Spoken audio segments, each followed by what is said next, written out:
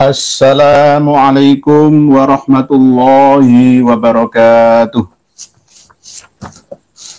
Bismillah, alhamdulillah, ala ni'amillah, wassalatu wassalamu ala rasulillah, Sayyidina Muhammad ibn Abdullah, wa ala alihi wa sahbihi wa mawala, la hawla wa la quwwata illa billah. Qala Allah Ta'ala fi kitabihil karim, A'udzu billahi minasy syaithanir rajim. Bismillahirrahmanirrahim. Qul hal yastawil ladzina ya'lamuna wal ladzina la ya'lamun. Wa qala aidan wa adu bihi rabbis shrah li sadri wa yassir li amri wahlul 'uqdatam min lisani yafqahu qawli. Wa qala Rasulullah sallallahu alaihi wasallam, man salaka tariqan yaltamisu fihi ilman sahhalallahu lahu tariqan ilal jannah. Wa qala aidan, may yuridillahu bihi khairan yufaqqihhu fid-din. Amma ba'd. Saudara-saudariku semuanya, di mana dan kapan saja berada, semoga semuanya berbahagia. Salam dari kami, tim Karma 212 untuk panjenengan semua.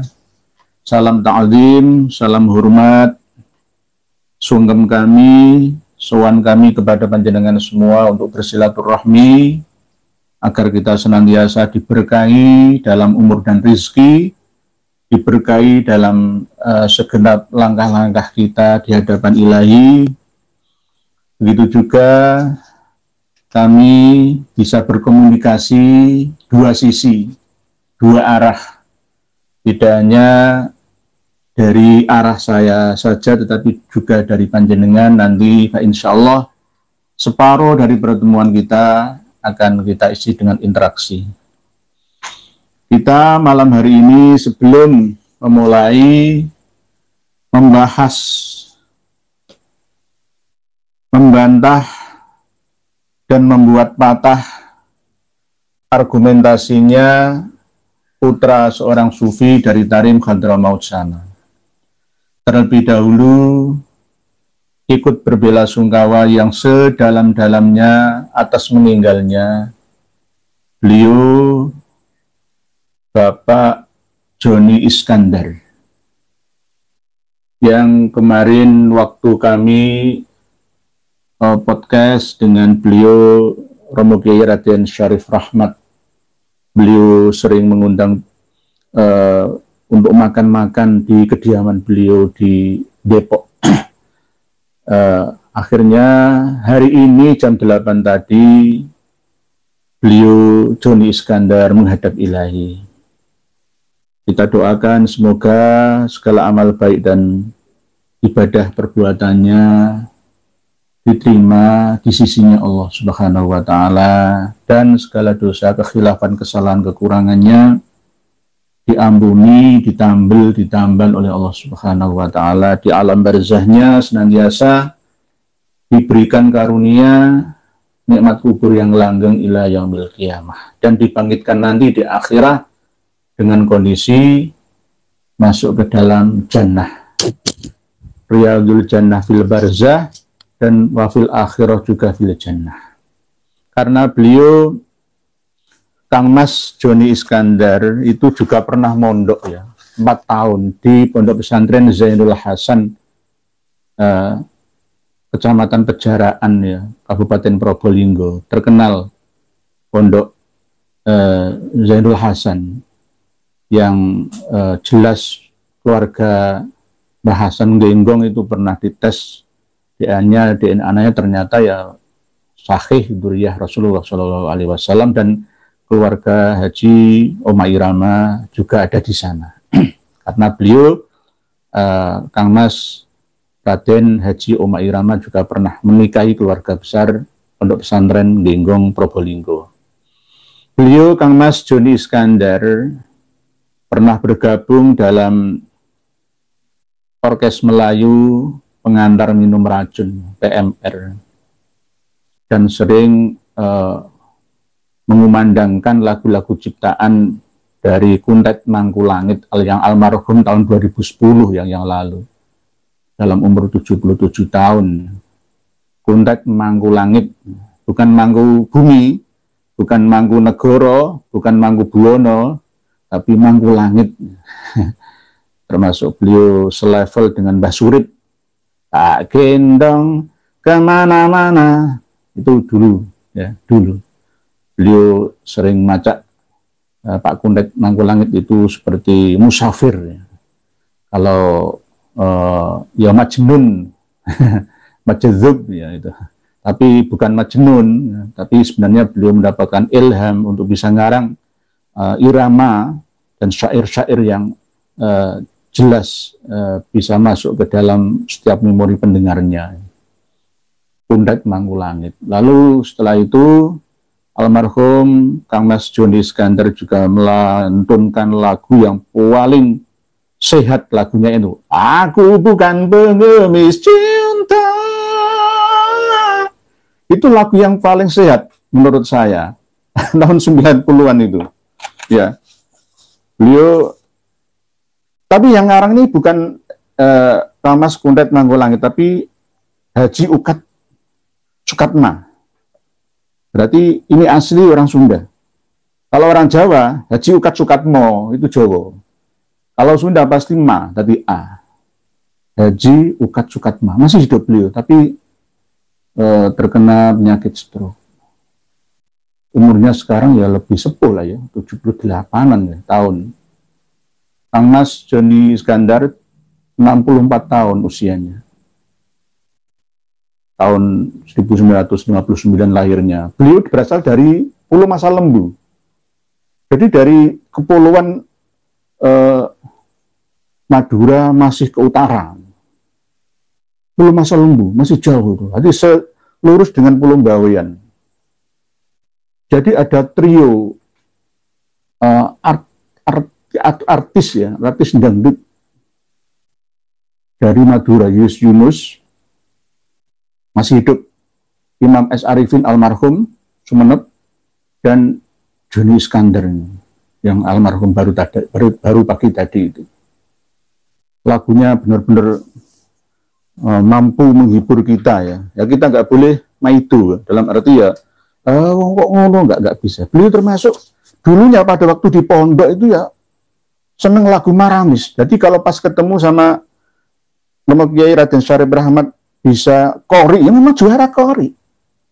Joni Iskandar itu juara kori. Lagu Qosidah, lagu Padang Pasir lah yang ngeres-ngeres itu. Wah, top. Yang paling sehat itu tadi saya perkenankanlah saya untuk mendandangkan lagunya sebentar saja. Ya karena ini untuk mengenang ya, mengenang. Tidak hanya mendoakan tapi juga mengenang lagunya. Ini menyentuh hati. Aku bukan pengemis cinta yang selalu harus mengalah bila diputuskan cinta dari sang kekasih. Saya itu nggak pernah karaoke. Tapi tahun 90-an itu saya sering mendengar radio, nyanyian itu. Sampai sekarang itu terkenang dalam memori. Padahal nggak pernah nyanyi. Sekali saya mendengar nyanyian itu langsung ingat. Biasanya, wanita bukan engkau saja. Yang melengking nyanyi loh, yang saya itu heran. Kok bisa suara itu? Yang ada dalam dunia, cantik bukanlah utama, menghiasi jiwa. Persetan dengan cinta, persetan dengan janji, kalau harus menyakiti. Persetan dengan sumpah, persetan dengan wajah, kalau harus menderita. Aku bukan pengemis cinta. Nah ini refnya saja. Patah hati bukan sifatnya lelaki, Apalagi sampai nekat bunuh diri. Putus cinta itu soal yang biasa. Aku tak putus asa.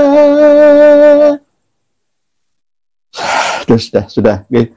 Matur suwun. Matur suwun. Kalau nyanyi saya mau, tapi kalau joget saya nggak mau. Itu mengurangi muruah saya. Kalau masalah nyanyi saya sedikit-sedikit masih ingat lah. Nyanyinya Yunus bisa, Mansur S oke, ya, Imam Asarifin oke. Nyanyi dangdut, keroncong, gending, lembang, kori, solawatan, yes. Okay. Jadi sekali lagi semoga Allah mengampuni dosa-dosa beliau, almarhum Joni Iskandar, karena bagaimanapun beliau adalah isi ya dari surga dunia ini untuk menghibur kita semua. Bagi yang mau terhibur, kalau yang nggak seneng dangdut ya monggo coba didengarkan lagunya. Tidak terlepas dari kekurangan beliau juga manusia biasa. Semoga diampuni dosa-dosanya oleh Allah Subhanahu Wa Taala. Para pemirsa dan pendengar sekalian rahimakumullah, kembali kepada tema yang kita sampaikan kepada panjenengan semua, yaitu kita akan mematahkan argumentasi dari Asy-Syaikh yang katanya Al-Alim Al-Allamah, putranya seorang mufti dari Tarim, Hadramaut Yaman, yakni Syekh Ali Salim Bakri, dengan ucapan beliau yang saya lihat itu tidak memiliki referensi. Ya mohon maaf, walaupun asli orang sana sendiri, tapi perlu ngaji ke sini. Coba didengar atau dilihat bersama. Ada referensinya Arab, ya. Nanti jenengan lihat sendiri ya di deskripsi dari channel Raudhah Channel. Ya, Raudhah Channel ini kadang-kadang bela saya, kadang-kadang ya nyudutkan saya, kadang menjatuhkan saya.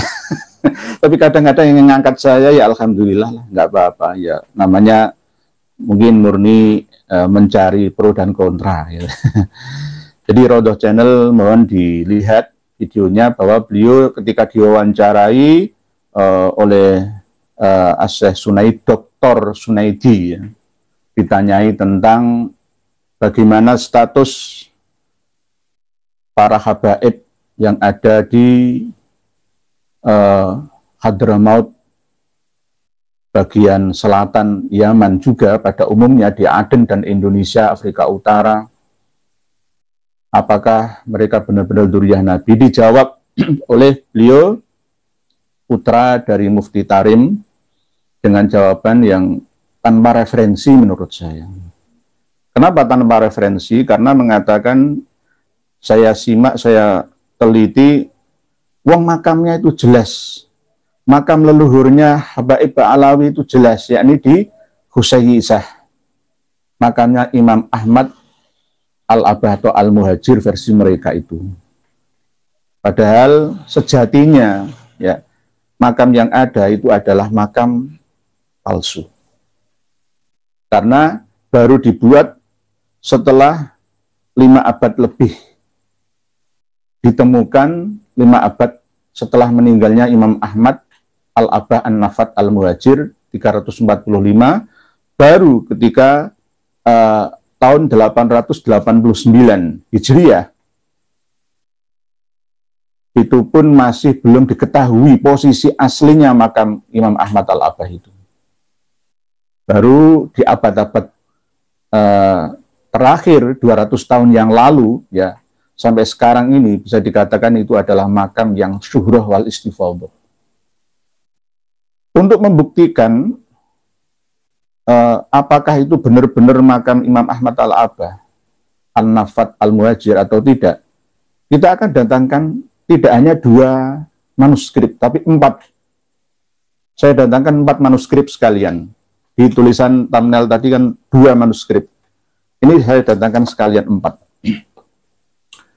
Dan yang mengatakan ini bukan dari kalangan eksternal Ba'alawi, tetapi dari internalnya sendiri. Pengarangnya yang pertama adalah Habib Umar bin Abdurrahman Shahibul Hamro, yang memiliki kota Hamro, El-Hambra, El-Hamro, Al-Hamro. Sama dengan Shahib Solo, Shahib Gresik, Shahib Tuban, Shahib Pekalongan, Shahib Situbondo, Shahib Malang, dan lain sebagainya. Yang memiliki Shahib Mirbat, yang memiliki kota Mirbat, merampas kota. Manuskripnya mana? Ini manuskripnya. Ini saya dapatkan manuskripnya dari ibu kota Arab Saudi, yakni Perpustakaan Riyadh, Saudi Arabia. Ini yang mengatakan jelas tanpa tedeng aling-aling. Akan kami bacakan supaya kita bisa mendengarnya, dan pernah saya bahas di sesi yang berbeda pada 4 atau 5 bulan yang lalu. Ini saya ulangi lagi karena banyak yang masih belum tahu. Bismillahirrahmanirrahim. Ini manuskripnya. Mohon dimaklumi jika saya membaca manuskrip itu ya grodal geradul. Ya, ada orang yang mengatakan belepotan, namanya manuskrip ya. Nggak bisa disamakan kayak Quran. Ini masih mendingan ini. Ada manuskrip itu nggak terlihat tulisannya sama sekali. Wa hadhihi mubzatun fi dzikri nasabis sada al-ashraf Bani Alawi. Ini tahun 800-an ya, 889. Wafatnya Habib Umar bin Abdurrahman Shahibul Hamro. Nafa'anallahu bihim wa banu alawi haula'il asyraf radhiyallahu anhum. Ini adalah sekelumit dari menuturkan nasab para sayyid yang mulia dari kalangan Bani Alawi. Semoga Allah memberikan manfaat kepada kita semua dengan lantaran mereka. Dan wa banu alawi haula'il asyraf radhiyallahu anhum sunniyuna husainiyuna. Nah, inilah. Biasanya mesti gitu. Dan Bani Alawi, ya, sama dengan Bani Israel, itu adalah golongan ratin, orang-orang terhormat, orang-orang mulia. Semoga Allah meridhoi mereka. Itu mereka adalah golongan Ahlus Sunnah wal Jamaah. Padahal sebenarnya aslinya mereka itu adalah Syiah, Imamiyah Itsna Asyriyah.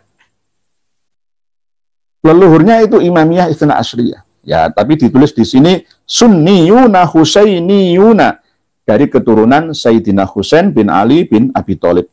Thariqatuhum sunniyatun. Ya, thariqahnya, manhaj atau jalan dalam beragamanya itu ya sunni. Wa akhlaquhum nabawiyatun. Akhlaknya mengikuti kanjeng Nabi yu'rafu. Nah, terus saya teruskan sampai pada poinnya.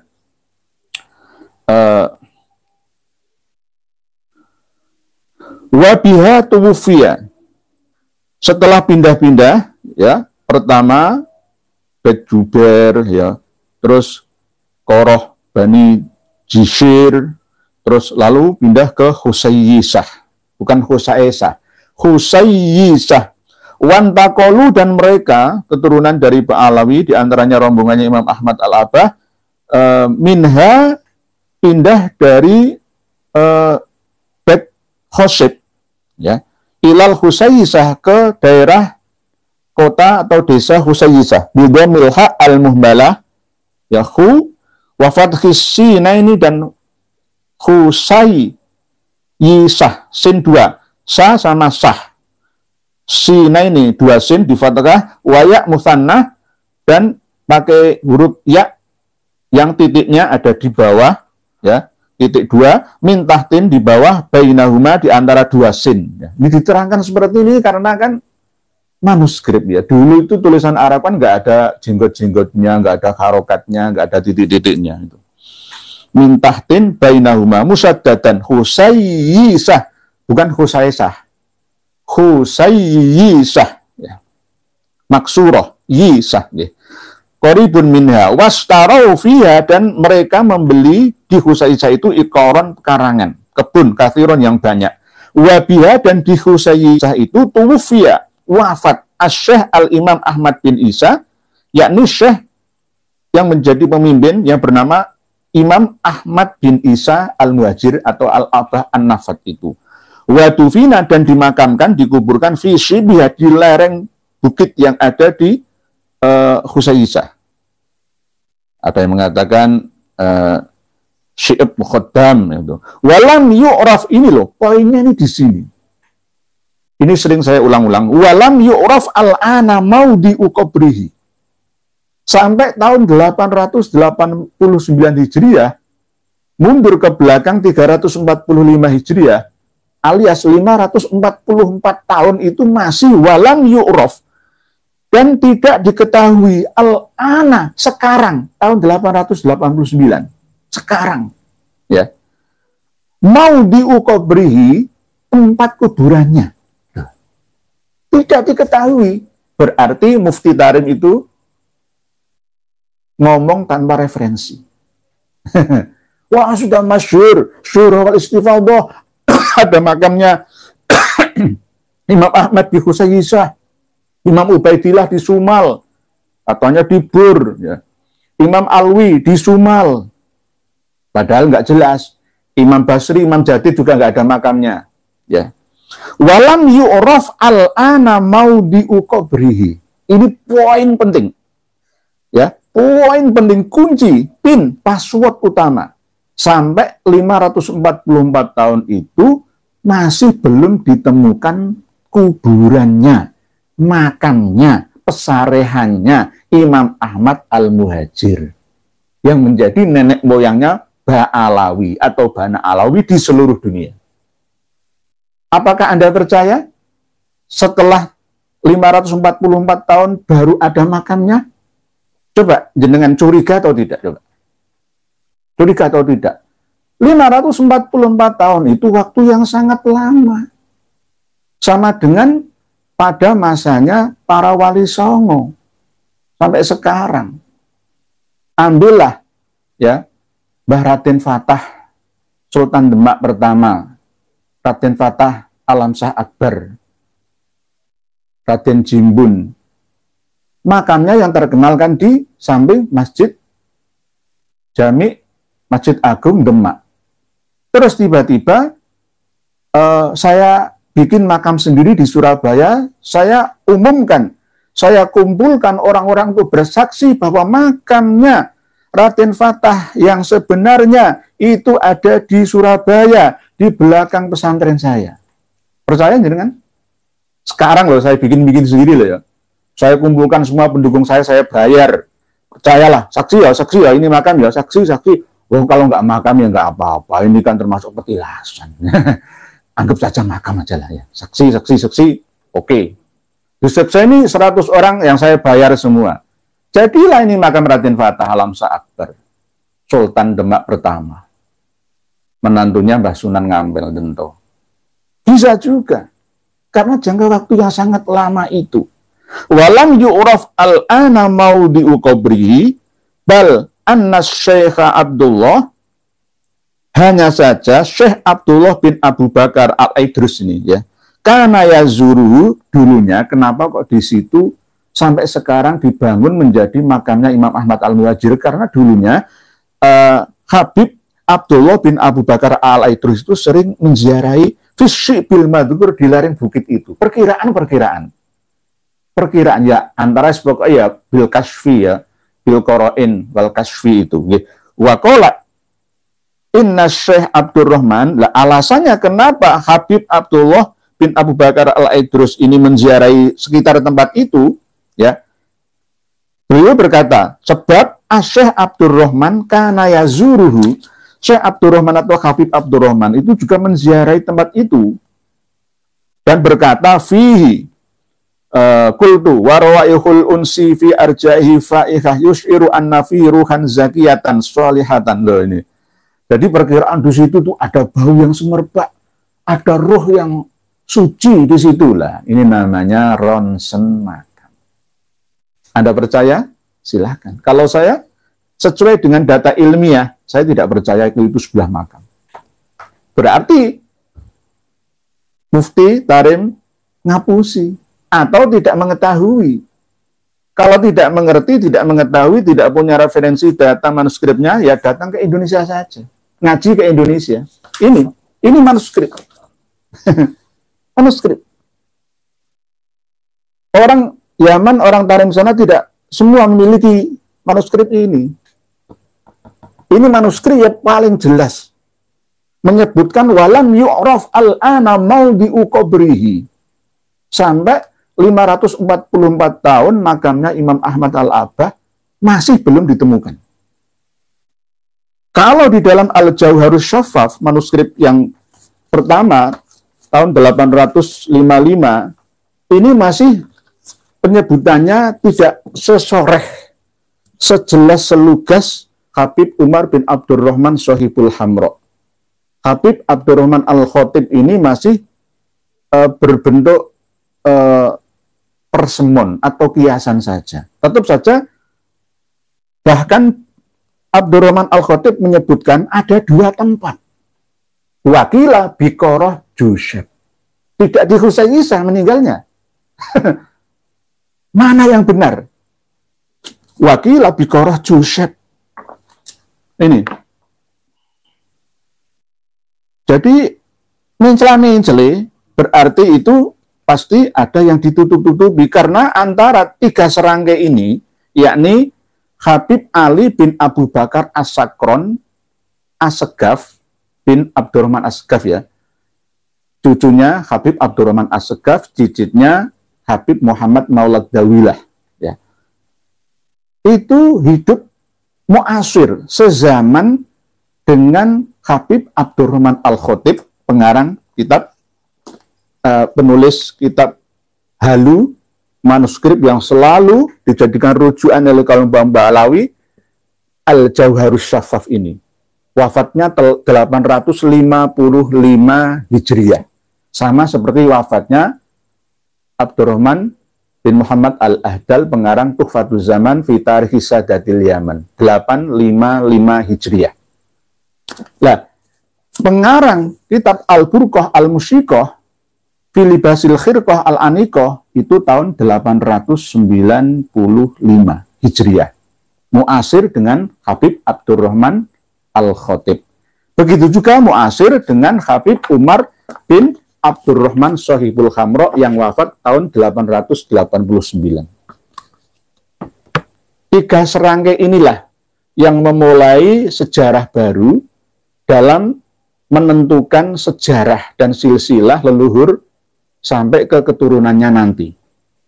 3 kitab sakti ini, Al-Jauharus Syaffaf Abdurrahman Al-Khatib, dan manuskrip Fathur Rahimir Rahman Habib Umar bin Abdurrahman Shahibul Hamra, dan kitab Al-Burqah Al-Musyiqah fi Libasil Khirqah Al-Aniqah.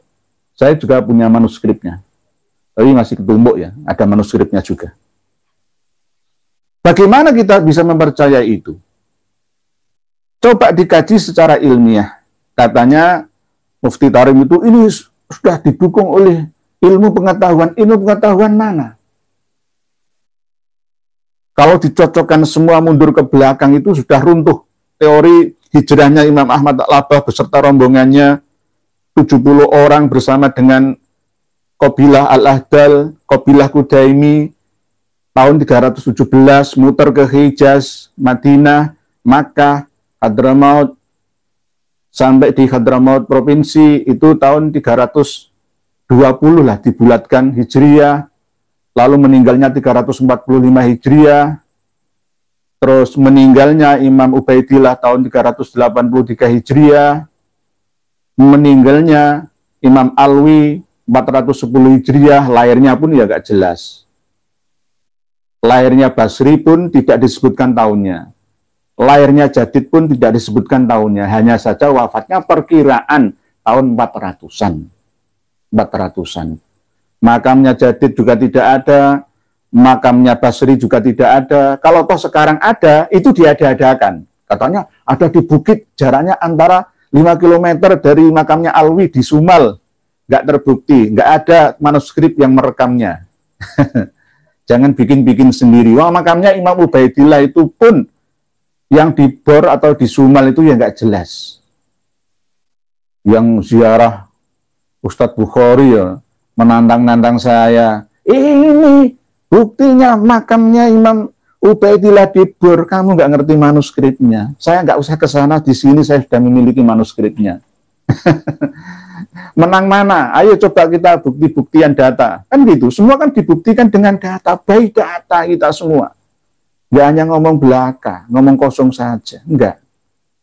Baik data. Ini didukung oleh manuskrip lagi, Badha'iut Tabut.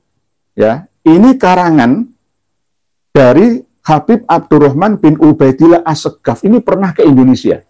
Dulu pada waktu para Habib Ba'alawi dan Al-Irsyadi sama-sama imigran dari Hadrami gegeran di sini. Datang ke sini untuk mendamaikan itu nggak berhasil. Beliau Habib Abdurrahman bin Ubaidillah As-Seghaf ini mengarang kitab Idhamul Quds sendiri dan Badha'iut Tabut fi Nadwi min Tarikhi Hadramaut. Beliau adalah mufti asli Hadramaut abad 14 Hijriah. Beliau wafat tahun 1375 Hijriah, alias baru sekitar sekarang kan 1445 ya. 25 ditambah 45 berarti 70 ya. Baru 70 tahun yang lalu beliau wafat. Mufti Hadramaut asli. Pendapat, penemuan, hasil penelitiannya selalu dimaktubkan dalam kitab Al-Istizadah min Akhbaris Sadah, karya cucunya yakni Habib Ali bin Muhsin As-Seghaf. Badha'iut Tabut juga menetapkan seperti itu.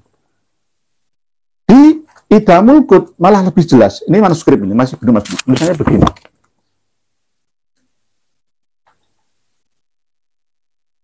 Nah, kalau ini saya sampaikan sedikit ya. Habib Abdurrahman bin Ubaidillah As-Seghaf ini pernah tidak setuju dengan ungkapan dari Syekh Yusuf bin Ismail An-Nabhani yang selalu dijadikan rujukan oleh kaum Ba'alawi. Syekh Yusuf bin Ismail An-Nabhani saja mengakui bahwa nasab Ba'alawi itu min as-sahhin nasab. Menurut saya, Syekh Yusuf bin Ismail An-Nabhani itu kena prank Ba'alawi. Kena prank Ba'alawi. Belum meneliti sudah menyimpulkan terlebih dahulu. Mohon maaf. Wow, nanti saya dituduh lagi. Lebih alim mana kamu sama Syekh Yusuf bin Ismail An-Nabhani? Ya jangan begitu. Zamannya berbeda. Nanti kalau hebat-hebatan, Hadratus Syekh Kiai Haji Hasyim Asy'ari lebih alim mana dengan Mark Zuckerberg? Ayo. Ya jangan dibandingkan, beda zamannya, beda kelasnya, gitu loh. Semua orang yang alim sedunia, yang sepuh-sepuh profesor udah kalah karo jenenge Mark Zuckerberg, ya, kalah sama penemu Microsoft, Bill Gates. Sak donya, profesor berapa kumpulkan sak donya, kalah dengan Bill Gates. Ilmuwan sejak dulu sampai akhir zaman suruh mengalahkan yang namanya penemu atom, ya, inti atom. Ayo, siapa penemunya? Yang dari Amerika itu? Oppenheimer. Gak akan bisa mengalahkan. Berarti alim mana antara Ibnu Abbas dengan Oppenheimer? Ya jangan dibanding-bandingkan, beda masanya. Ini, beliau pernah bantah pendapatnya Syekh Yusuf bin Ismail An-Nabhani yang wafat tahun 1350 tentang sandalnya Rasulullah pada waktu Mi'raj yang tidak disuruh oleh Allah melepasnya. Katanya ditafsiri, wong sandalnya Rasulullah itu lebih mulia daripada seluruh makhluk alam semesta. Tapi Habib Abdurrahman bin Ubaidillah As-Seghaf ini lebih ilmuwan. Enggak seperti itu maksudnya. Itu dibantah. Oh, lebih mulia, beda kelasnya, beda zamannya. Padahal Nabi Musa juga tidak seperti itu. Nabi Musa itu kan ketika dipanggil oleh Allah kan ini ana rabbuka fakhlaq na'alaika innaka bil wadil muqaddasi tua itu ya. Itu kan ya, disuruh untuk melepas kedua terompah atau sandalnya waktu untuk menghadap Allah lah. Kalau Kanjeng Nabi Muhammad kan waktu Mi'raj menghadap Allah nggak disuruh untuk melepas sandalnya. Maksudnya ya bukan berarti masalah sandal itu lebih mulia kan, enggak. Rasulullah juga tidak diperintah untuk melepas bajunya. Apakah bajunya Rasulullah lebih mulia daripada alam semesta raya, kan enggak seperti itu. Lah, Syekh Yusuf bin Ismail An-Nabhani itu terlalu berlebihan. Terlalu berlebihan menyimpulkan ya hanya praduga saja. Ya sama seperti waktu fahimtunya Habib Ali bin Abu Bakar As-Sakron As-Segaf. Sama seperti itu. Jadi ini saya buka-buka semua. Jadi ini juga manuskrip. Manuskrip ini bahan dari seluruh kitab karya Habib Abdurrahman bin Ubaidillah As-Segaf atau As-Sakuf. Termasuk diantaranya dimaktub dalam kitab Idamul Qud fi Dzikri Buldani Hadramaut ini. Idamul Qud ini. Kalau di dalam kitab Al-Istizadah ini jelas sudah dijelaskan bahwa siapa Habib Umar Shahibul Khamro itu, halaman 71 juz pertama, wa Shahibul Khamro huwa as-Sayyid Umar bin Abdurrahman bin Muhammad bin Ali bin Muhammad bin Ahmad bin Al-Faqihil Muqaddam wa urifa bi Shahibil Khamro. Adapun Shahib Khamro itu adalah Sayyid Umar bin Abdurrahman bin Muhammad bin Ali bin Muhammad bin Ahmad bin Faqihil Muqaddam wa urifa dan terkenal bi Shahibil Khamro dengan nama Shahibul Khamro. Wahiyya qaryatun bil Yaman. Khamro itu adalah desa yang ada di Yaman. Biasanya kalau di Bangil itu ada nama Hotel Alhambra. Karena memang Alhambra itu kota ternama di daerah Yaman sana. Marrobiya fi tariqati audati minal haji fasta tofahu ahluha warujau alikomah bainahum. Wafat di Taiz tahun 889. Nah, 889 kita lari ke manaqib Asy-Syaikh Alif Billah Al-Idrus, karya dari beliau Habib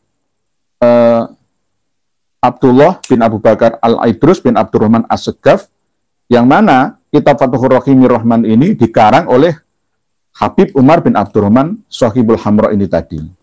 Jadi selama 544 tahun walam yu'raf al-ana maudhi'u qabrihi. Makamnya Imam Ahmad Al-Muhajir itu palsu. Palsu. Kenapa bisa mengatakan seperti itu? Ada manuskripnya, ada datanya. Loh, kok sekarang ini diziarahi banyak orang diyakini? Itu hanya sekedar seperti ya monumen ya, untuk mengenang ya, untuk mengenang Habib Abdurrahman sama Habib Abdullah Al-Idrus itu sering menziarahi tempat itu, tapi tetap tidak diketahui mana tempatnya, hanya perkiraan saja. Ya, Habib Abdurrahman bin Ubaidillah As-Segaf dalam Idamul Qud ini lebih jelas lagi, gamblang lagi. Ini diterangkan lagi. Wantakola minha ila qoroh Jusyab. Imam Ahmad Al-Muhajir bersama dengan rombongan pindah dari satu tempat ke tempat yang lain, lalu pindah ila qoroh Jusyab, ke lembah Jusyab. Walam falam ya'nas biya, dan tidak kerasan di qoroh Jusyab itu. Lah, fantakola ilal Husayyisah, lalu pindah ke Husayyisah bidomil ha' wa fathis al-mukarrarah bainal maya musyaddadah maksurah. Jelas sama seperti Fathur Rahimir Rahman. Jadi Habib Abdurrahman bin Ubaidillah As-Segaf ini mengambil referensi dari kitab Fathur Rahimir Rahman ini. Cuma beliau lebih objektif walaupun internal Ba'alawi. Nah, ini Qaryatun alanis fi marhalatin min Tarim. Jadi Husayyisah itu antara 12 kilo dari Tarim. Ada yang mengatakan kalau saya lacak dari Google Maps itu sekitar 25 km. Muter sebabnya. Kalau lurus ya cuma sekitar 12 atau 14 km. Ini kalau muter 25 km. Fastautonaha, dan bertempat tinggal di Husayyisah ila antufiya biha, sampai wafat di sana tahun 345 Hijriah, wadufina, dan dimakamkan di Khidril Jabali, di lereng Gunung Bukit Al-Madkur di Syi'ib Mukhaddam. di Husaisah tersebut. Qala As-Sayyid Umar bin Abdurrahman Shahibul Hamra, Sayyid Umar bin Abdurrahman Shahibul Hamra berkata, fi tarjamatihi lil Aidrus. Ya, kitab ini. Kitab Tarjamah lil Aidrus ini. Ini kitabnya. Asy-Syaikh Ahmad bin Isa bil Husaisah. Tuwfiya. Wafat Asy-Syaikh Ahmad bin Isa Ahmad Al-Muhajir wafat bil Husaisah di Husaisah. Beda dengan Habib Abdurrahman Al-Khatib. Wakilah Biqarah Jusyad. Beda. Wadufina fi Syibiyah, dan dimakamkan, dikuburkan di lereng bukit yang ada di Husaisah. Syib Mukhaddam katanya. Walam yu'raf al-ana, dan tidak ketahui sekarang mau diukobrihi tempat kubur aslinya. Bal inna Syekh Abdullah bin Abi Bakar Al-Aidrus kana yazuruhu fi Syibil Madkur. Hanya saja Syekh atau Habib Abdullah bin Abu Bakar Al-Aidrus itu sering menziarahi tempat tersebut, lembah atau bukit, perengan bukit tersebut. Waqala, dan beliau berkata, inna Syekh Abdurrahman kana yazuru. Aku melakukan ini karena dulu itu Syekh Abdurrahman itu juga sering ke sini ya, seperti ini. Tapi nggak ada makamnya, itu nggak ada makamnya. Lah, wahwa zahirun. Lah, ini jelas fi annahuma, bahwa keduanya, yakni Habib atau Syekh Abdullah bin Abu Bakar Al-Aidrus dan Syekh Abdurrahman, kana yazuronil jabal. Keduanya menziarahi gunung, ya, tersebut biduni ta'yini maudhi'in, dengan tanpa menentukan, menfokuskan tempat di mana persisnya. Sekarang kan sudah dibangun, berarti persisnya di sini perkiraan ini. Amal-an berarti abad 14 Hijriah, pada waktu Habib Abdurrahman bin Ubaidillah As-Sekab ngarang kitab Idamul Qut ini. Fakot ayyanuhu, mereka para keturunan Ba'alawi sudah menentukan posisi makamnya. Dengan cara apa? Imma bil qara, ini ada kalanya dengan sekedar korenah, indikasi perkiraan-perkiraan, ya. Wa imma bil kasfi, dan ada kalanya dengan mukasyafah, ronsen makam. Terawang. Oh, perkiraan di sini. Di sini aja lah. Ayo sekarang digali makam itu kalau ada. Ya. Alartifain, di satu tempat yang agak naik, yazidu an mi'ati diro'in, lebih dari 100 diro. 1 diro itu anggaplah 60 cm. Berarti 60 kali 100 berarti ya 60 meteran. Ya, 60 meteran fil jabali, di atas gunung. Yang sampean panjenengan lihat semua makamnya Imam Ahmad Al-Muhajir itu. Wahahuna mubahithun. Jadi jelas. Saya hadirkan kitab Idamul Qut fi Dzikri Buldani Hadramaut, manuskrip Fathur Rahimir Rahman, dan manuskrip Al-Jawharus Syafaf, serta manuskrip Bawdha'i Tabut. Ditambah lagi informasi dalam kitab Al-Istizadah.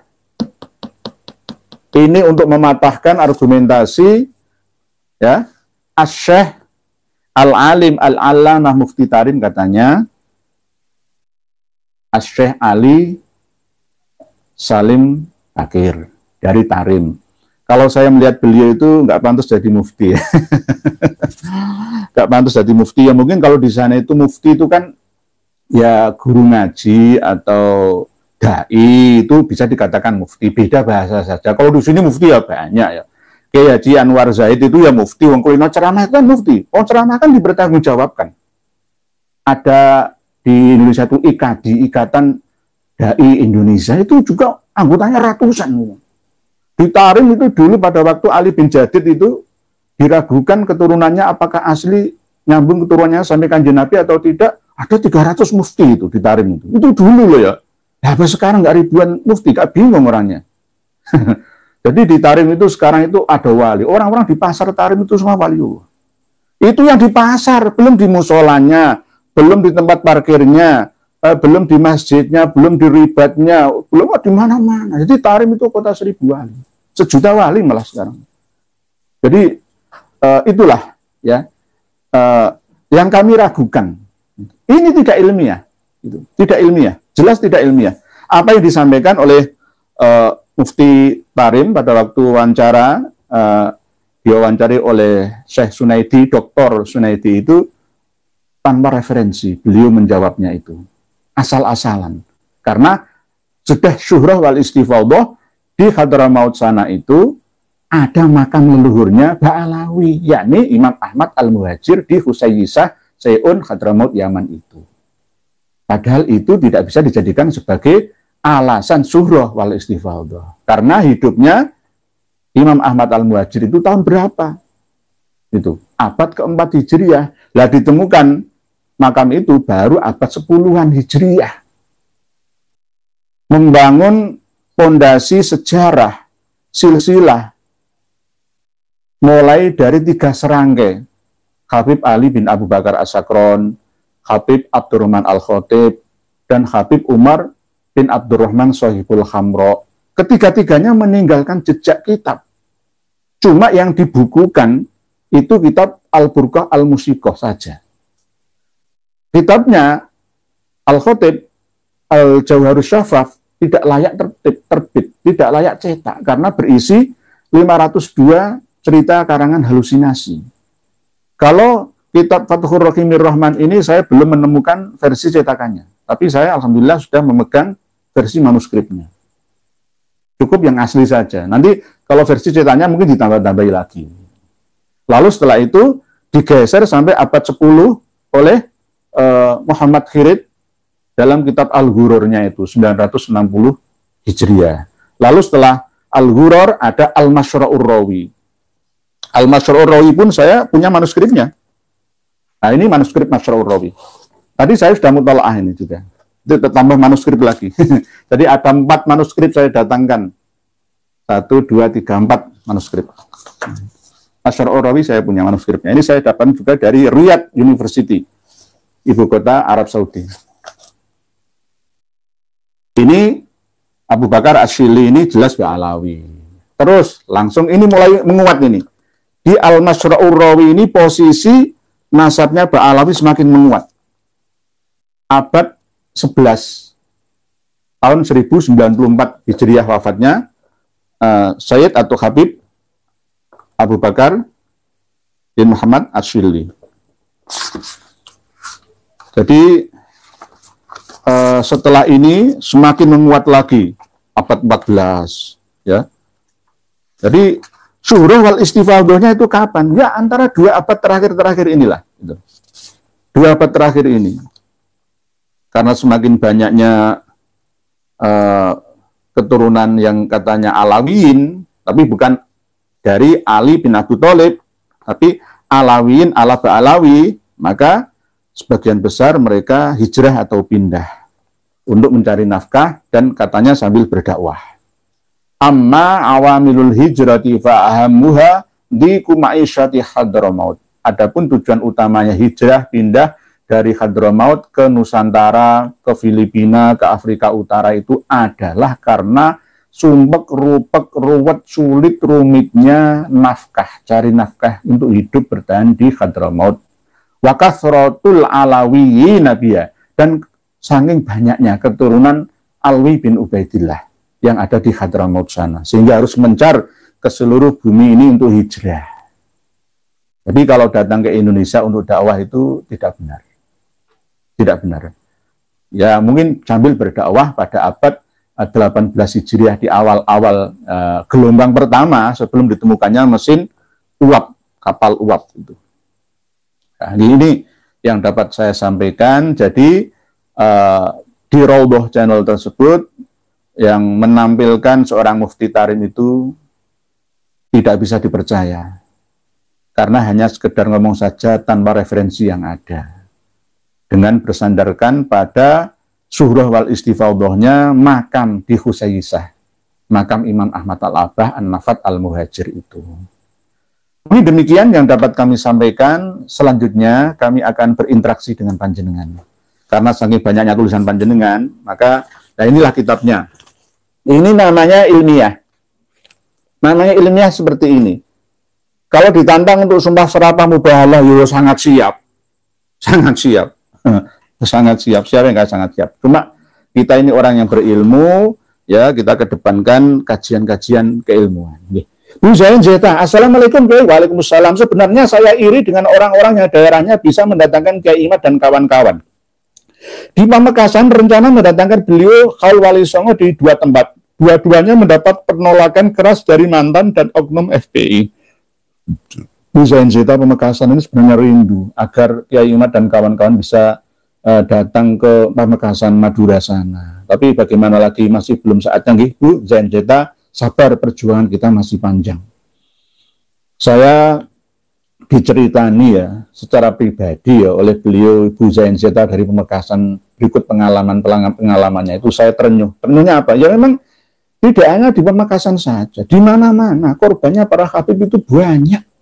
Yang lapor ke saya itu banyak sekali. Saya kumpul, ya Allah, ini kok masih dibela PBNU itu loh. Saya kadang-kadang itu herannya itu di situ. PBNU benar-benar harus bertanggung jawab dunia akhirat karena jamaahnya dirampas, ya ditindas, ya dibohongi, dibodohi, diem saja. Bu Zain Zeta, saya ingin meralat komen saya di live lalu. Dawanya Kiai Syarifuddin adalah mukasyafah, mukasambah, bukan mukasabah. Akibat ngetik adu cepat komennya jadi salah-salah Kiai. Nggih, nggak apa-apa Bu Zain Zeta. Ya memang saya maklumi karena ngetiknya itu kadang-kadang kan tersimpan di histori kan ya. Mau ngetik muhasabah, keluarnya muka sampah itu. Jadi yang benar itu muhasabah, muhasabah itu introspeksi, ya, ngerayangi awake dhewe-dhewe. Terus jadi nggak apa-apa Bu Zain Zeta, saya percaya bahwa jenengan nggak sengaja menulis muka sampah tapi muhasabah, akibat ngetik adu cepat. Pak Habib Daluki dari Tarim Negeri Miskin, benar. Gersang Yahudi Askenazi hadir menyai nggih. Tarim Negeri Miskin Gersang Yahudi Askenazi nggih. Tarim itu sebenarnya negeri yang diberkahi pada waktu beberapa abad berlalu setelah wafatnya sahabat Abu Bakar As-Siddiq. Tidak seterusnya setiap 100 tahun sekali itu harus ada pembaharu. Baik pembaharu lokasi ataupun pembaharu situasi, zaman dan makannya. Berikutnya, oh ternyata begitu. Dajjal pandai tipu daya, umat dijanjikan mendapat surga atau kebahagiaan, tapi yang didapat neraka atau penderitaan. Hanya orang-orang yang berpikir yang dapat petunjuk sehingga tak mudah ditipu Dajjal. Leres panjenengan, Pak, oh ternyata begitu. Dajjal itu menjanjikan surga di tangan kanannya dan neraka di tangan kirinya, dalam arti ini sebuah kiasan.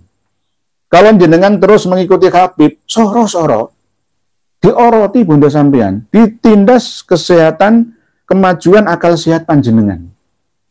Enggak diajak cerdas bareng, enggak. Kalau saya kan, ayo bareng, ayo masuk swarga bareng-bareng, ya.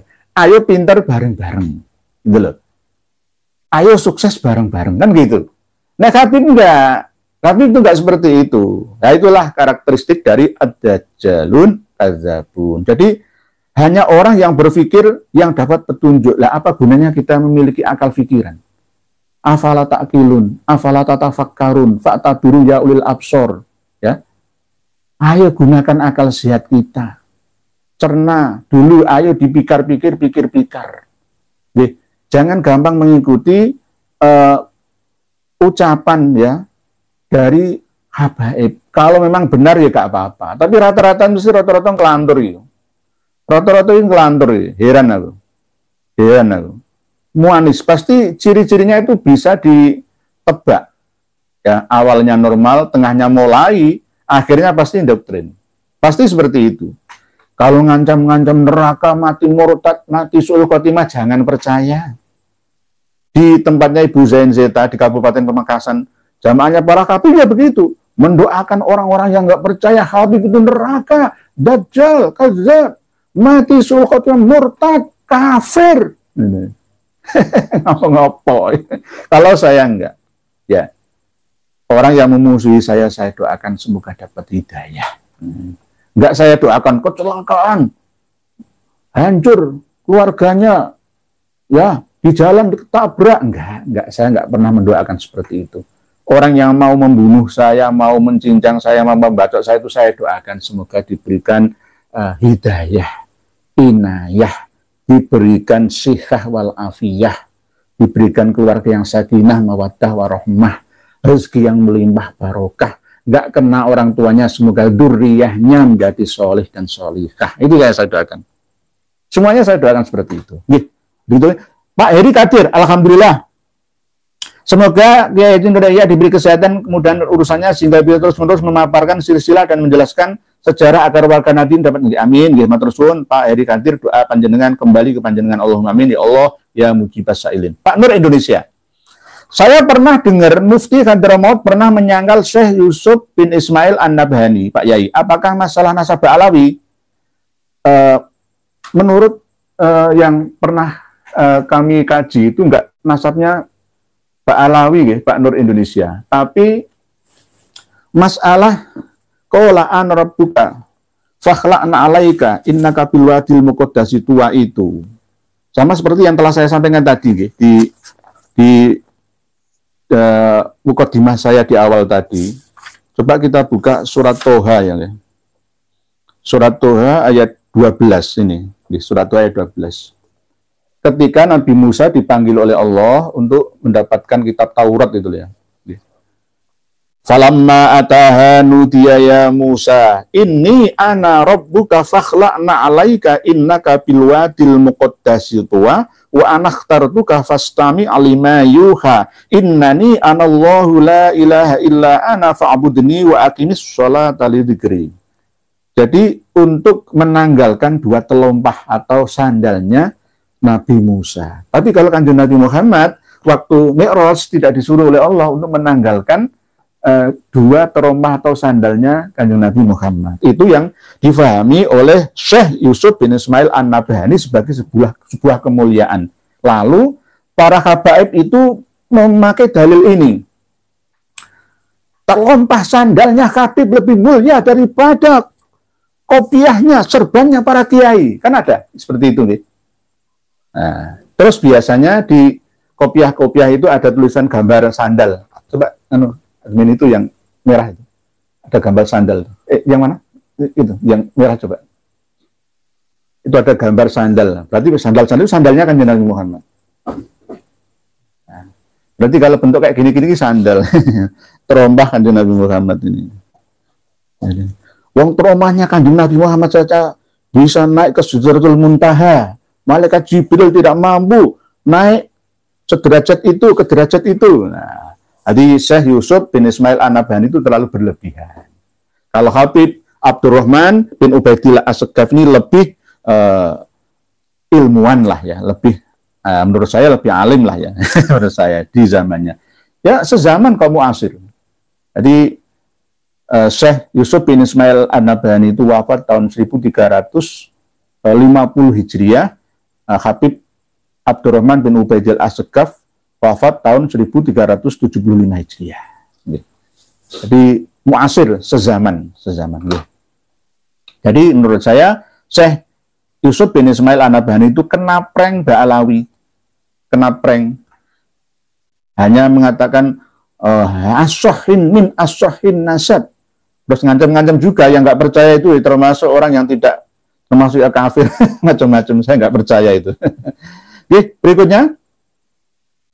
Pak Karsono bin Yahdi, negara kita sudah subur makmur, gemah ripah lojinawi. Kekayaan alamnya melimpah, seharusnya kita jaga dengan baik. Kenapa mudah percaya dengan pengaruh bangsa lain yang kemungkinan ada ambisi menguasai ini? Penyakit kita itu kayak gini, Pak Karsono bin Yahdi. Gumunan, gawoan, heranan karo orang lain gitu loh. Maksudnya bukan berarti kita tidak menghormati orang lain di luar golongan kita, suku bangsa kita, agama kita, ya organisasi kita, enggak seperti itu maksudnya. Mbok yo ya kan. Kita lebih percayakan amanah kepercayaan kita kepada sesama saudara sendiri, gitu loh. Kepada sesama anak bangsa sendiri. Gitu. Nanti kalau saya katakan pribumi dan non pribumi nanti tersinggung ya. Jadi lebih baik ayo kita percaya diri. Jangan percaya orang lain. Karena orang lain itu kemungkinan mempunyai misi dan visi yang kita tidak bisa mengetahui, tidak bisa mendeteksi. Begitu, Pak Karsono bin Yahdi. Pergunakan panca indera sebaik mungkin, pakai insting dengan baik agar tidak mudah ditipu dan diperbudak bangsa lain. Pak Karsono bin Yahdi ini pesannya sangat dalam. harus kita amalkan. Memang kita harus pakai indera, benar-benar kita gunakan ya, basiroh lah bahasa Arabnya itu, peninggal hati, jangan hanya peninggal mata, peninggal hati, kepekaan. Ibarat kalau kita mau dicopet itu kroso. Jadi yo tidak bisa dikatakan seperti ilmu ngerti sak jroning minarah, itu enggak seperti itu, tapi kewaspadaan lah intinya, kewaspadaan. Berikutnya Pak Syekh Markatin, Jember kebanyakan bani-bani sidik masih jadi jongo Habib Alawi, nggih. Begitu nggih, Pak Syekh Markatin Jember, bani sidik Jember itu berhasil dalam dakwah di daerah Jember dan sekitarnya, bani sidik. Bahkan saya pernah ke daerah Mojo Kediri ya. Makamnya Pak Yai Ahmad Siddiq itu justru maka dimakamkan di dekatnya makamnya Gusmi Kiai Haji Hamim Jazuli di daerah Mojo Kediri. Saya sering ke sana. Kalau saya sering dulu pada waktu saya masih nyantri dulu, Pak Ahmad Siddiq. Jadi masih jadi jongosnya Pak Alawi nggih. Kasihan nggih. Tolong dinasihati Pak Syekh Marhatin nggih. Coba ikuti pengajian kita ini nggih, biar ngerti bahwa ternyata Habib Pak Alawi itu banyak membawa madorot ke keluarga Bani Siddiq. Kalau terus tidak dilepas, maka janji-janji surga tidak terbukti. Yang ada adalah neraka. Ben Bejani, lapor yai, sekarang para Habib Masib mau memba'alawikan Wali Songo untuk melindungi nasab palsu mereka, padahal rakyat Indonesia tahu semua bahwa tradisi Habib dan Wali Songo bagikan langit dan bumi. Nggih, beda. Kiai-kiai Duriya Wali Songo itu wis menyatu gini loh, podo bolo dewi, gitu loh. Jadi enggak, jadi kayak ndoro, maca majikan, maca rojo, itu enggak. Karena dulu pada masa Wali Songo itu ada bagian-bagian tertentu. Bagian agama, ya para susuhunan, para kiai. Bagian militer, ya prajurit-prajurit itu. Jadi dulu dipisah-pisah fungsi apa tugasnya masing-masing. Jadi akhirnya ya bisa berhasil lah masuk ke dalam hati masyarakat. Pada waktu itu masyarakat Nusantara kan masih trauma dengan adanya kasta-kasta. Ada kasta Brahmana, ini orang-orang yang ngerti agama. Ada kasta kesatria, ya para penguasa dan prajurit-prajurit pegawainya. Ada kasta Waisa, ya seorang pedagang pengusaha. Terus kasta Sudra, ini yang agak bawahnya. Dan ada kasta wong cilik, kasta Dalit, kasta Paria, itu sama dengan kalau di India. Tapi itu bukan asli India sebenarnya. Dulu juga masih ada itu, kasta-kasta itu ada. Nah sekarang kasta-kasta itu dirubah menjadi profesi. Di Bali seperti itu, profesi. Katanya, tapi tetap prakteknya sama. Jadi kalau antara kasta tertinggi menikah dengan kasta rendah itu nggak bisa. Lah, karena trauma itu, maka Islam datang untuk membebaskan penduduk Nusantara menjadi rakyat, ya, rakyat dan masyarakat yang memiliki hak yang sama. Manusia di dunia ini hanya ketakwaannya, bukan karena nasabnya, kastanya, hartanya, enggak, tapi karena keilmuan yang diamalkan menjadi sebuah ketakwaan itu. Nggih, begitu nggih. Ben Bejani nggih. Mas Dul, pembohong kalau udah mentok bawa-bawa karomah padahal bohong, nggih. Karomah padahal hanya sekedar tipuan, nggih. Mas Dul, kebohongan yang dipertahankan akan keluar jutaan kebohongan berikutnya, begitulah bahasa Yahudi, nggih. Itu sudah menjadi agenda. Dengan atas nama dakwah itu tadi loh. Dakwah Islamiyah atau dakwah fasadiyah, itu yang kita harus bisa membedakan. Dakwah kerusakan mengajak ke neraka, atau dakwah Islamiyah mengajak ke jannah. Ben Bejani, tolong ajari para habaib di Indonesia adab menjadi orang Nusantara, yai. Rakyat sudah muak dengan perilaku habib yang tidak punya tata krama dan sopan santun, berbohong mengatasnamakan orang-orang mulia, yai. Nggih. Lha Gusti Allah ora diwedeni kok. Kanjeng Nabi Muhammad itu ora diwedeni. Apa meneh kok wali. Mereka itu lebih tinggi daripada wali. Mereka itu memiliki karomah yang sama seperti mukjizahnya Nabi, bahkan di atasnya. Bahkan bisa-bisa juga bisa menjamin orang ya masuk neraka atau surga, ya ngalah-ngalahi Gusti Allah.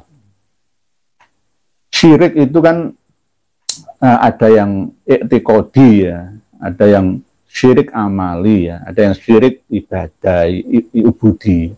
Jadi macam-macam. Nah, kadang-kadang perilaku zalim dari para habaib ini tidak hanya mendolimi Allah, tapi mendolimi orang lain. Padahal itu tidak dia sadari telah mendolimi dirinya sendiri. Ini yang harus kita waspadai, hati-hati. Yaum naza, diskursus nasab sudah final, saatnya Ba'alawi tes DNA. Yang tidak percaya tes DNA, ya jangan percaya dengan ilmu sidik jari.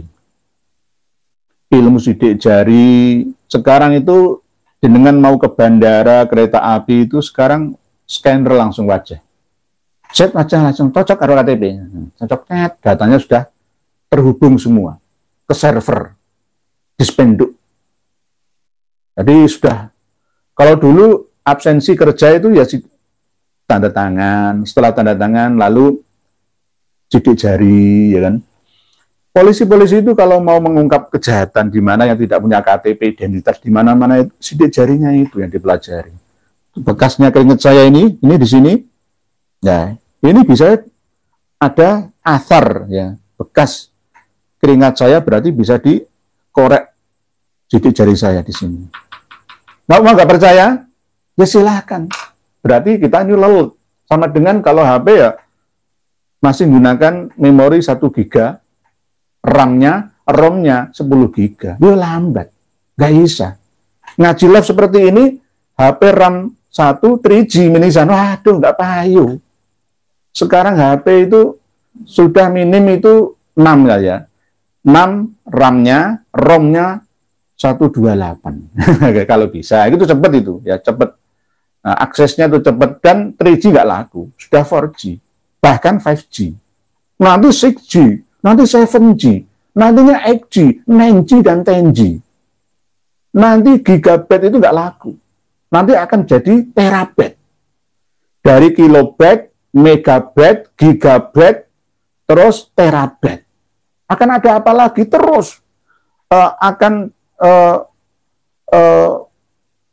loncat jauh, tak tertinggal ilmu dan teknologi ini. Lah kita kok masih bertahan, saya nggak percaya DNA. Saya nggak percaya DNA. Saya nggak percaya DNA itu piye. Ya sama dengan kita nggak percaya internet. Nggak percaya ngaji YouTube live. Sama dengan seperti itu. Pak Garuda Sakti, sorban dan baju gamis kau pamerkan. Lalu kau branding dirimu ulama. Padahal ilmumu itu nur. Sedangkan dirimu hanyalah wayang. Tanpa nurul ilmu, ini bisa dipahami lewat ru'yatul ilmiah. Pak Garuda Sakti ini termasuk sufi. Bahasanya bahasa pengikut kaum tasawuf. Jadi sorban dan baju gamis kau pamerkan. Sebenarnya kalau saya mau pamer-pamer baju gamis saya itu lebih banyak. Tapi nggak pernah saya pakai. Sejak dulu saya punya, tapi hanya untuk bikin khusus saja di kamar. Tapi kalau keluarnya saya nggak berani ya, Pak Garuda Sakti. Berikutnya, Pak Akhir. Bismillahirrahmanirrahim. Izin derek ngasihi, mugi-mugi kula saged nambah ilmu, mugi-mugi kiai selalu pinaringan sehat dan panjang umur nggih. Sami-sami. Alhamdulillahirabbil alamin jenengan bisa ikut ngaji bersama, nggak ada guru, nggak ada murid, sama-sama saling berbagi informasi. Nih, Pak Akhir, jangan jenengan, kok guru enggak, kita sama-sama cerdas bersama. Ngomong itu nek gak ono datane, rujukane, ya aja ngomong. Asal ngomong jeplak saja itu tanggung jawabnya besar. Saya menyampaikan berdasarkan data dan fakta. Nih, Pak Akhir, Cak Purbo, apa men Kiai? Soal gonjang-ganjing nasab palsu cangkokan ini mohon himbauan masyarakat Nahdien agar tak jaga ke pemerintah. Wajib PBNU sendiri yang ngatasi karena pemerintah dan penguasa sudah sibuk urusin keluarganya sendiri. Nggih. Kalau kita jaga pemerintah itu urusannya juga banyak. Dan setiap 5 tahun ganti presiden. Bongkar pasang parlemen. 5 tahun lagi ganti gubernur. 5 tahun lagi ganti bupati. Kalau camat bisa dimutasi. lurah kepala desa 8 tahun nggak di ACC, ya mungkin 6 tahun lagi. Gonta-ganti terus. Jadi PR ini numpuk-numpuk itu. Di antaranya adalah masalah pernasaban Ba'alawi ini. Jadi masyarakat harus cerdas. Termasuk di antaranya kami tidak pernah pensiun dari dai, menyampaikan kebenaran. Jadi selama seumur hidup saya sudah saya abdikan, ya saya wakafkan hidup saya untuk lillahi ta'ala dan juga lil ummah. Ya, insya Allah istiqomah gitu, istiqomah. Saya akan berusaha untuk membantu pemerintah untuk mencerdaskan kehidupan bangsa agar jangan sampai bangsa ini kembali dibodohkan. Begitu Cak Purbo, leres panjenengan. Pak Joko Nur, derek ngasih monggo sami-sami Pak Joko Nur, semoga Allah Subhanahu wa taala memberikan kesehatan, keselamatan dan kehindarnya. Amin amin matur suwun Pak Joko Nur dari Tangerang, Banten. Tuan Takur. Wah, ini tulisannya Pak Tuan Takur ini enggak saya baca sebab nanti mulut saya kena dosa. Jangan baca sendiri para pemirsa sekarang. Pak Budi Susilo. Assalamualaikum warahmatullahi wabarakatuh. Hadir kayaknya dari Lumajang Pak Budi Susilo, monggo. Lumajang bagaimana Pak Budi Susilo tentang perhabiban? Apakah sudah mereda atau bagaimana? Mohon jenengan tulis Pak Yai Pak Budi Susilo. Jaya Nuri, umat ngas Yai kersane mboten dados dajjal. Kados kelompok Ba'alawi ingkang remen ngupruki menungso nggih. Semua itu UUD, ujung-ujungnya itu duit. Kalau kita sudah ujung-ujungnya duit ya semua ke arah duniawi, untung rugi, bukan ukhrawi tapi duniawi saja. Kalau duniawi dan ukhrawi sih nggak masalah. Kalau nanti kita hanya ujung-ujungnya duit, ceramah ujung-ujungnya ya duit. Terus nanti kalau laris terkenal ujung-ujungnya duit. Nanti juga saya nggak ingin seperti itu. Seandainya misalkan saya terkenal sekalipun ya dapat duit disuruh ceramah, kalau saya nggak ada waktu ya saya akan menolaknya. Kalau ada waktu dapat uang ya buat bagi-bagi orang. Misalkan tapi nggak sampai istilahnya nyebutkan nominal sekian itu enggak. Saya banyak undangan. Pak Yai berapa sih? Saya bayar berapapun enggak. Saya nggak masalah bayaran. Cukup jenengan ganti transportasi pulang pergi saya itu aja, dikasih tambahan uang kopi ya alhamdulillah, enggak ya enggak apa-apa. Uang ini murni perjuangan kok, itu sepantasnya, itu loh sepantasnya. Kalau enggak dikasih apa-apa, enggak ada apa-apa ya enggak apa-apa. Uang namanya yang penyelenggaranya itu miskin semua ya enggak apa-apa, gratis enggak apa-apa. Jadi gitu itu namanya dakwah, itu dakwah. Berikutnya Pak Khalil Keu. Ya ini yang Gresik, semoga ya diberikan kesehatan selalu, semangat ya nggih. Pak Khalil Keu Gresik nggih. Pak Idrus ganteng. Habib Yahudi Askenazi ngaku keturunan Nabi, lawan. Nggih, Pak Idrus ganteng ini semangat nih. Sadalah bangsaku, rakyatku semuanya, lawan para pemalsu nasab, kuburan sejarah dan lain-lain bangkit nggih. Ya, ini untuk memberikan semangat kepada kita semua supaya bangkit, ya meluruskan sejarah itu yang penting, karena sejarah itu akan dipahami, dinikmati, dan diyakini oleh generasi kita nanti. Kalau sekarang sejarah salah, ya maka akan salah terus sampai generasi yang akan datang. Pak Abdul Hadi, Catur Venus Sanjono. Bismillah, oke guys, nggih, monggo Pak Catur. Abdul Hadi Hanrawi Bawa. Sehat selalu Pak Kiai Haji-Negoro, nggih. Nggih, monggo sami-sami, semoga jenengan sehat Pak Abdul Hadi, nggih. LMZ Pro, siap ikuti, monggo. Siti Hajar Azharo, siap Kiai Nur, ya, semangat guru, nggih. Ibu Siti Azharo ini punya pengalaman banyak, sama seperti Bu Zain Zeta. Kapan-kapan saya akan minta ilmu dari beliau. Beliau lebih banyak sebenarnya. Nanti insya Allah beliau akan memberikan informasi ke kami. Ibu Siti Hajar Azharo tetap semangat, tetap semangat. Bismillah. Pak Suhud Sam, Assalamualaikum. Berengas Yai, semoga yang raya diberi kesehatan dan dimudahkan sekali. Amin. Matur suwun Pak Susam. Wan Muhammad Fauzi Wan Idris. Wan itu kalau di Malaysia sama Brunei, Sarawak. Itu Wan. Kalau di Melayu ya Tengku, di daerah Aceh itu Teuku. Wan, Teuku, Ye. Kalau di Jawa Ye, Sayyid jadi Ye. Penyanyi lagu Rumahku itu, God Bless itu ya. Ahmad Albar itu kan panggilannya kan Ye. Ye Sayyid. Wan Abud.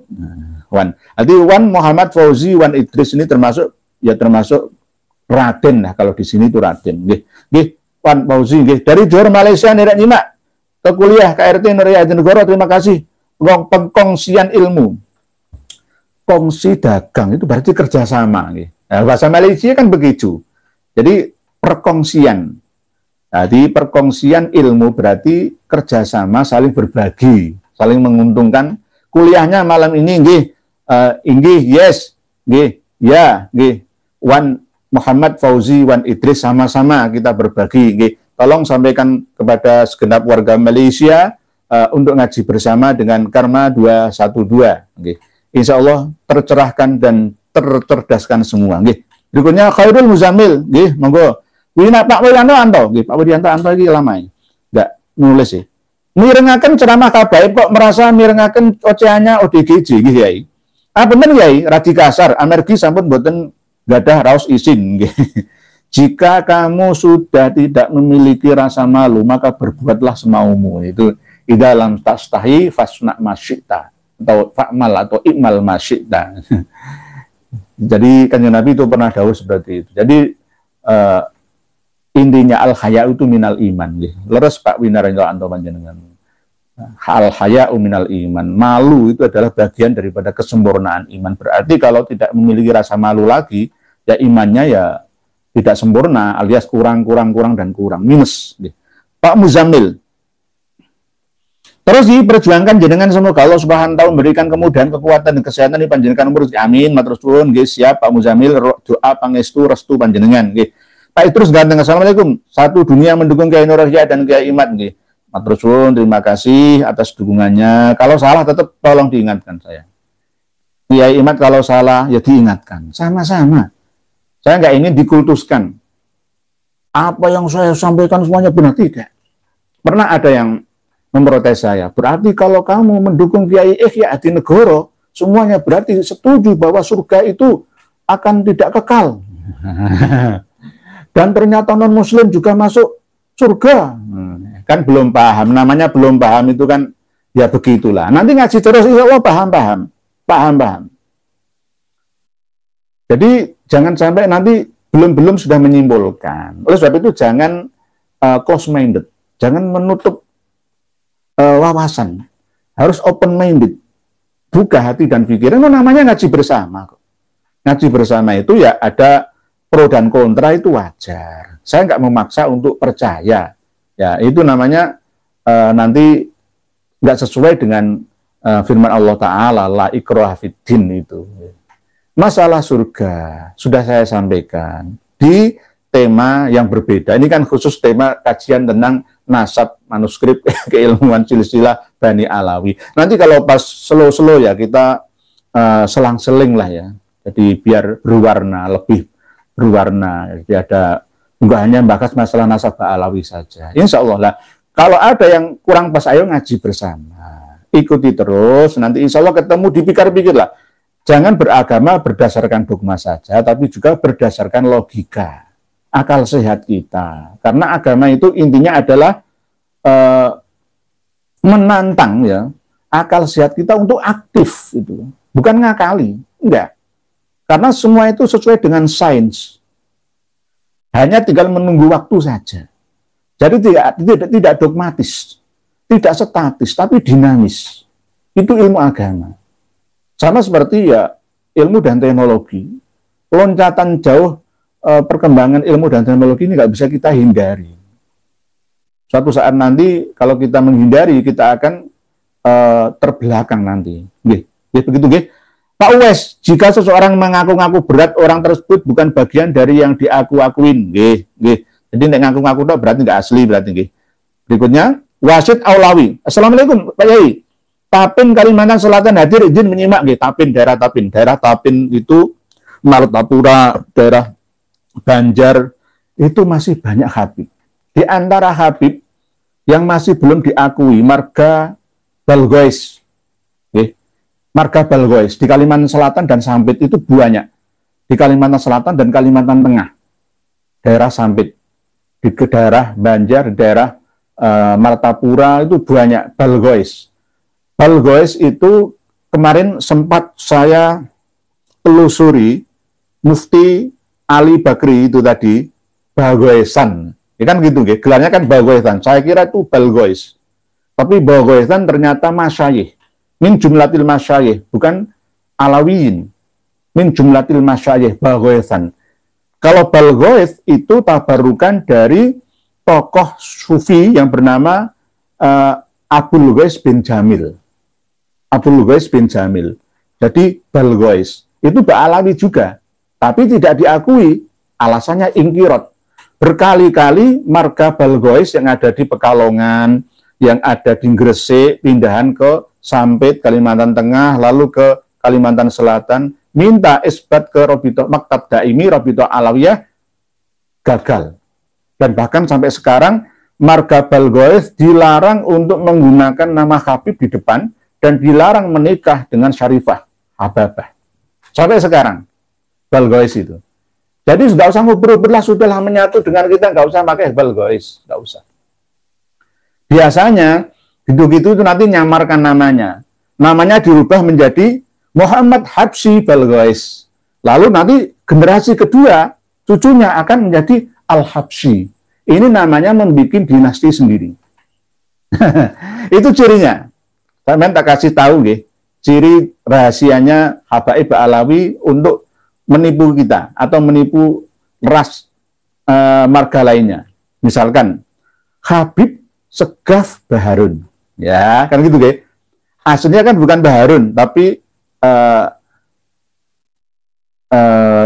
bukan Baharun, Bahabas. Ya. Lalu ke Baharun, Baharun nanti Hasan memiliki anak namanya Segaf, Segaf Baharun. Nanti kalau Segaf punya anak Muhammad, ya Muhammad As-Segaf.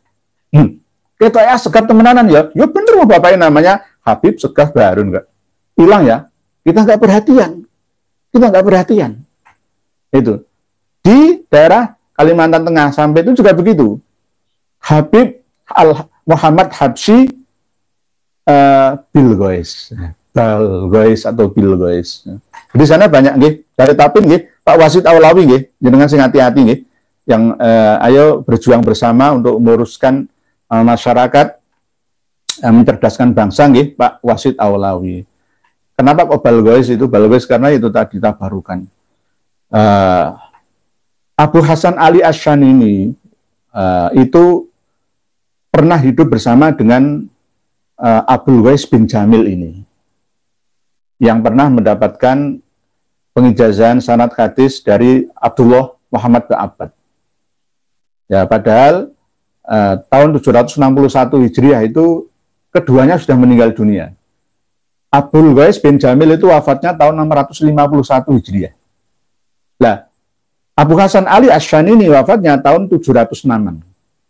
Lah 761 Hijriah kok masih bisa beraktivitas? Ini siapa yang ngarang? Gus Rumel Abbas sendiri. Halu sama halunya.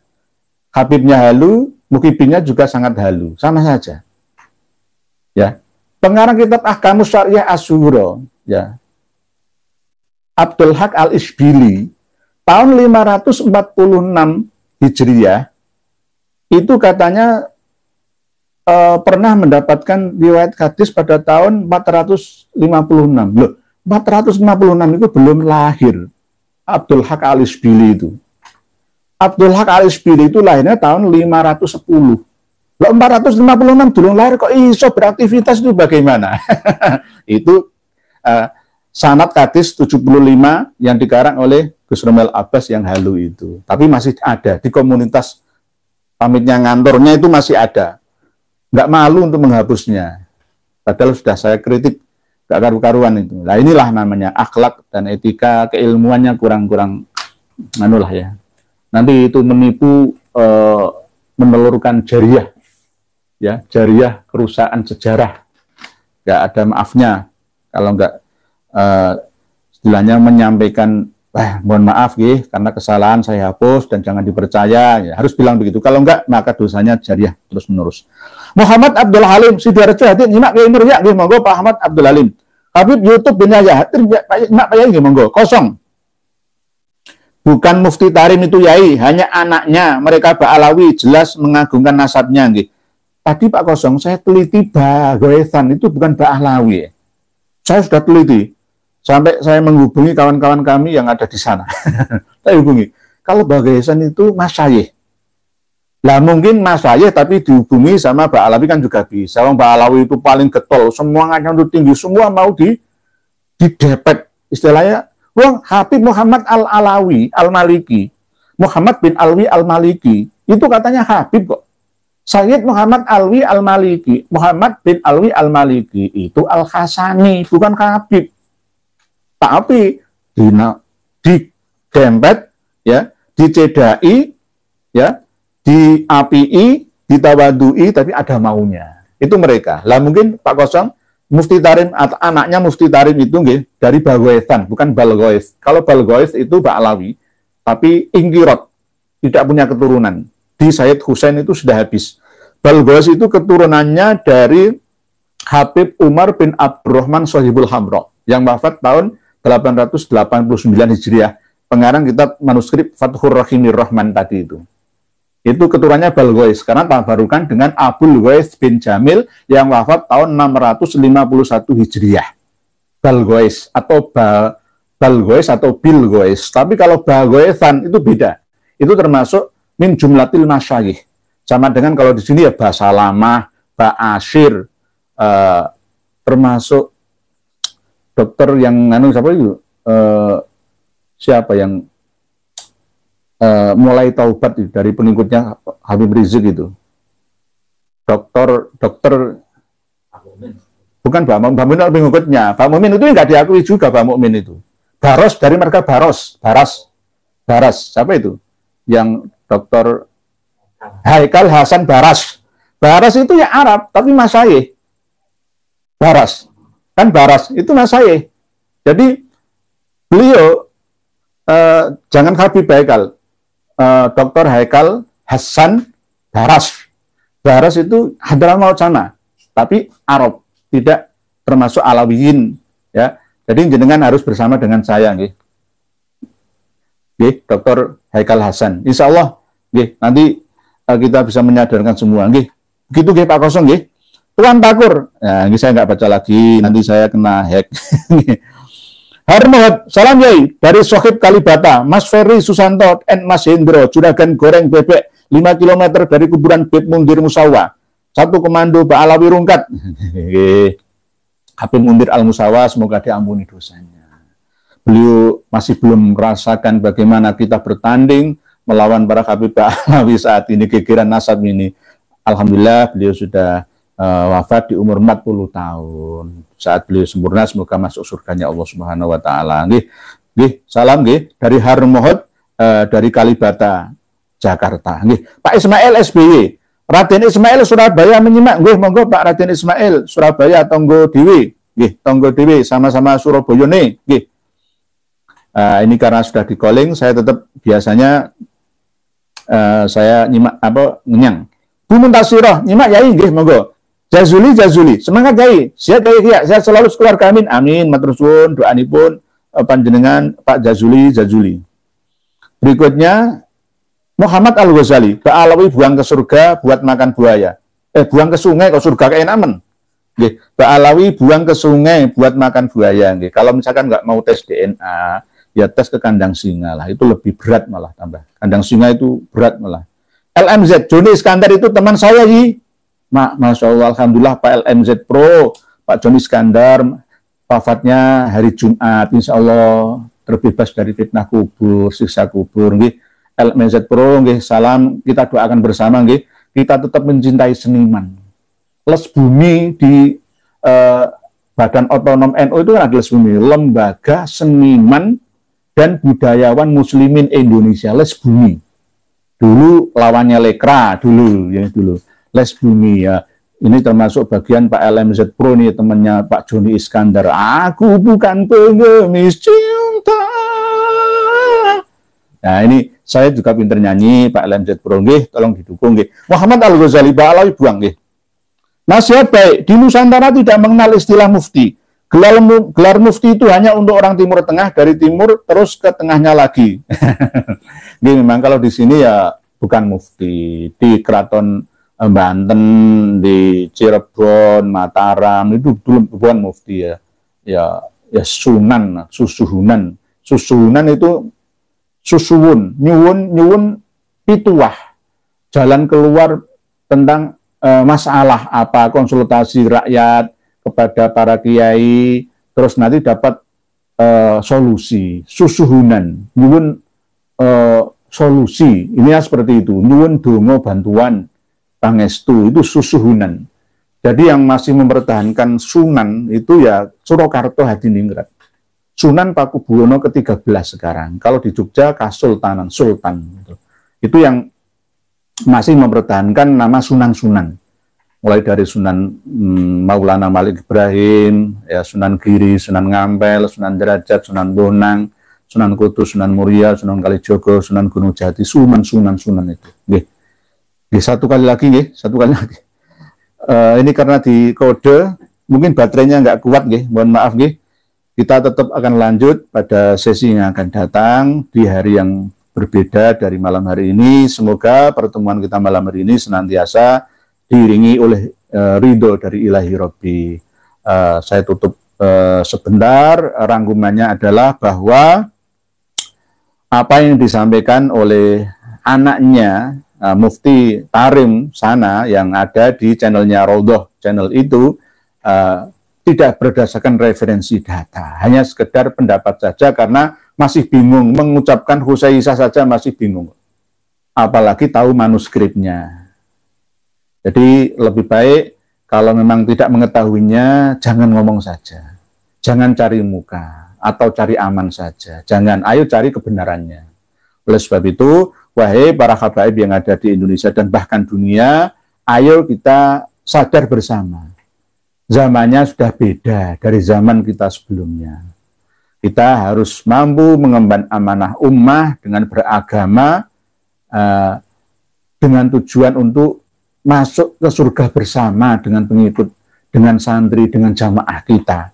Jangan hanya kita saja yang cerdas masuk surga, yang lainnya harus masuk neraka. Tidak seperti itu. Tinggalkan pembodohan dan pembohongan, sekaligus penipuan. Mungkin demikian yang dapat kami sampaikan. Mohon maaf atas segala kekeliruan dan kekurang sopanan dalam penyampaian saya. Mohon dimaafkan.